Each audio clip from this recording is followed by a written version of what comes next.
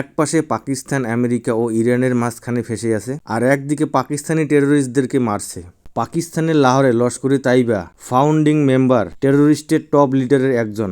তাকে টার্গেট করে মুখে কালো কাপড় বেঁধে বাইক নিয়ে লাহোরের কোনো একটা স্টেশনের কাছে আমির হামজার উপর ঝাঁঝরা গুলি চালানো হয়। যে গুলি খেয়েছে তার নাম হামজা, আর যে গুলি করেছে তার নামও কি হামজা নাকি? মানে ধুরন্ধর রেভেন্স কি এখনো কন্টিনিউ চলছে পাকিস্তানে? কেউ বলছে পরিস্থিতি খুব খারাপ, কেউ বলছে মারা গেছে। যদি মারা গিয়ে থাকে তাহলে তো খুবই ভালো একটা কথা। পাকিস্তানের একজন বড় টেররিস্ট গেছে। আর যেই সময় অ্যাটাকটি হয় তার সঙ্গে গাড়িতে ছিল পাকিস্তানের কোর্ট জাজ নাজির আহমেদ গাজী। হামলা হওয়ার সাথ হামজাকে খুব খারাপ পরিস্থিতিতে হসপিটাল নিয়ে যায়। এদিকে লাহোর পুলিশ জানায় হামজার গাড়িতে থাকা বাকি লোক সুরক্ষিত আছে, কিন্তু হামজার পরিস্থিতি খুব খারাপ।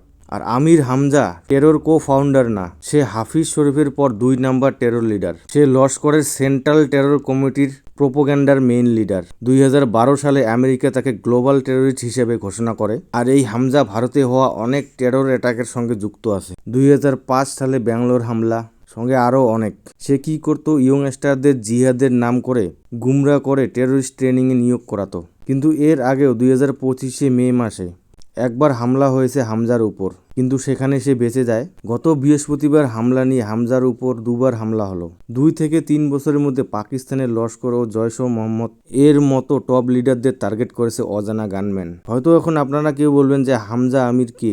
আমির হামজা হলো টেরর সংগঠনের এক শক্তিশালী ব্যক্তি, যে কিনা টেররিস্ট হাফিজ সাঈদের বিশ্বাসযোগ্য একজন। ভেতরের একটা খবরে জানা যায় সে ভারতের মুসলিমদের উপর টার্গেট করে ধর্মীয় বিবাদ করা, প্রোপোগ্যান্ডা করা, আরও অনেক কিছু। আমেরিকা যখন গ্লোবাল টেররিস্ট ঘোষণা করে, তবে এই অজানা গানম্যান যে হোক না কেন 2 থেকে 3 বছর ধরে অনেক কজনকে এভাবে মেরে আসছেন। হয়তো এটা ভারতীয় রদের কাজ হতে পারে, এটা আমারও জানা নেই, আপনাদেরও জানা নেই। এইভাবেই প্রথমত মারা যায় দাউদ মালিক, তারপর Shahid Latif 11 October 2023, Rizaur Rahman 29 September 2023, Abu Qasim 8 September 2023। এরা সবাই লস্কর-ই-তৈয়বার সাথে যুক্ত ছিল, কিন্তু সবাইকে সেই অজানা গানম্যান মেরেছে। তবে এগুলো দেখে আমার একটা কথা মনে পড়লো, পাকিস্তানের অন্য পাশে যেরকম চলছে গেম অফ থ্রোনস, আর একদিকে চলছে গেম অফ লোনস। কিন্তু এখন আমির হামজা মারা যাওয়ার পর এখন পাকিস্তানের জঙ্গিদের নেটওয়ার্ক পুরোপুরি প্যানিক মোডে আছে।